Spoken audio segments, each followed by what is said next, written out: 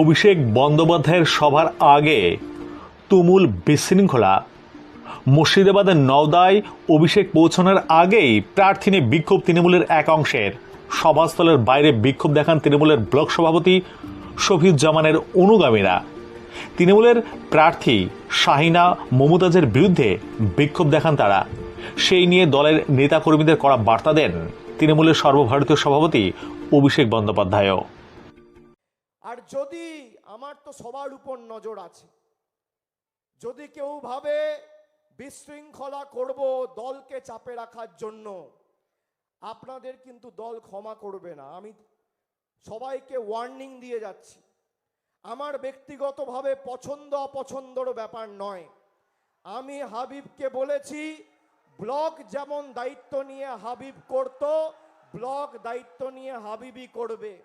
এই 10টা অঞ্চলের দায়িত্ব হাবিবের, আপনাদের সবার।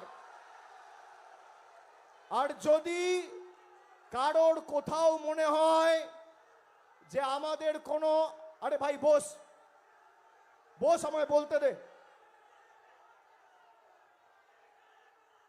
আর কারোর যদি কোথাও মনে হয় যে আমার সাথে প্রার্থীর একটা মনোমালিন্য হয়েছে, আপনি ধরে নেবেন নওদা থেকে প্রার্থী অভিষেক বন্দ্যোপাধ্যায় ভোট আমার হয়ে করবে।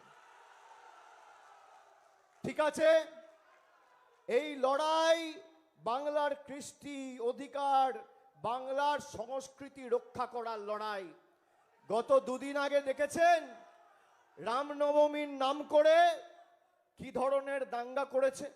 নির্বাচন কমিশন দায়িত্ব নেওয়ার পরে রাজ্য প্রশাসনের DG, ADG, IG, DIG, Murshidabad জঙ্গিপুরের এসপি সবাইকে পাল্টে দিয়েছে। মুখ্য সচিবকে পাল্টে দিয়েছে, স্বরাষ্ট্র সচিবকে পাল্টে দিয়েছে, যাতে বিজেপির জল্লাদরা দাঙ্গা করতে পারে। কোন রকম কোনো প্ররোচনায় পা দেবেন না। মানুষ বুদ্ধিমান। এই রাজ্যে আমরা দুর্গাপুজো করি, কোনোদিন দুর্গাপুজোয় দাঙ্গা হয়েছে? এই রাজ্যে আমরা দীপাবলি করি, কোনোদিন দীপাবলিতে দাঙ্গা হয়েছে?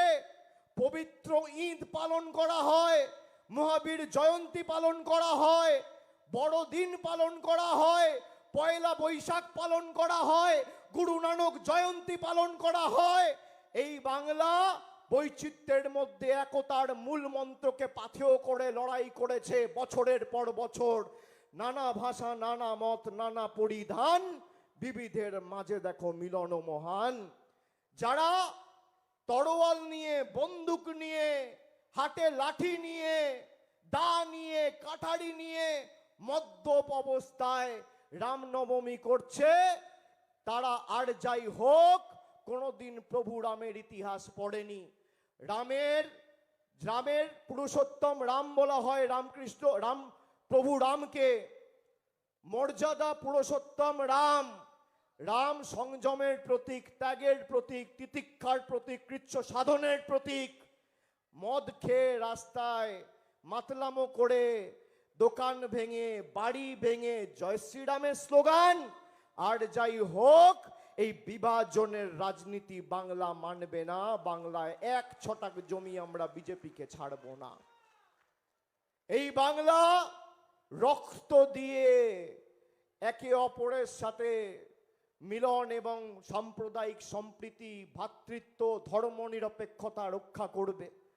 আমাদের মুখ্যমন্ত্রী আজ থেকে 7 দিন আগে আমাদের দলের ইস্তাহার প্রকাশ করেছে। 10টা প্রতিজ্ঞার কথা দিদি বলেছে, তার মধ্যে 5টা প্রতিজ্ঞা আপনাদের আমি বলবো। বিজেপির নেতারা কেউ কেউ বলে লক্ষ্মীর ভান্ডার বন্ধ করব, আর কেউ কেউ বলে লক্ষ্মীর ভান্ডার বাড়িয়ে 3000 করব।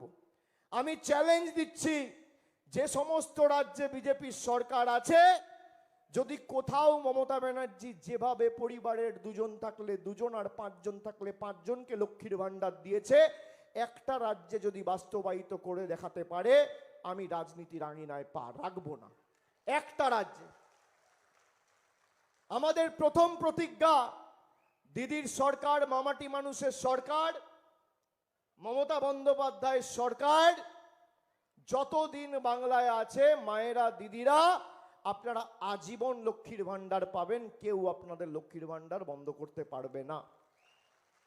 আমাদের দ্বিতীয় প্রতিজ্ঞা, আমাদের সরকার বলেছে আগামী 5 বছর 26 থেকে 31-এর মধ্যে বাংলায় যত পরিবার আর ঘর রয়েছে, বাড়ি রয়েছে, সবার বাড়িতে নলবাহিত পানীয় জলের সুব্যবস্থা আমাদের রাজ্য সরকার করবে। কেন্দ্র সরকার টাকা দিক আর না দিক, সাহায্য করুক বা না করুক।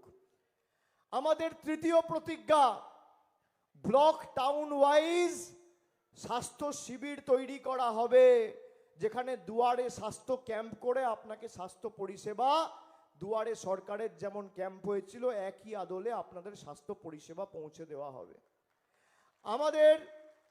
আমাদের চতুর্থ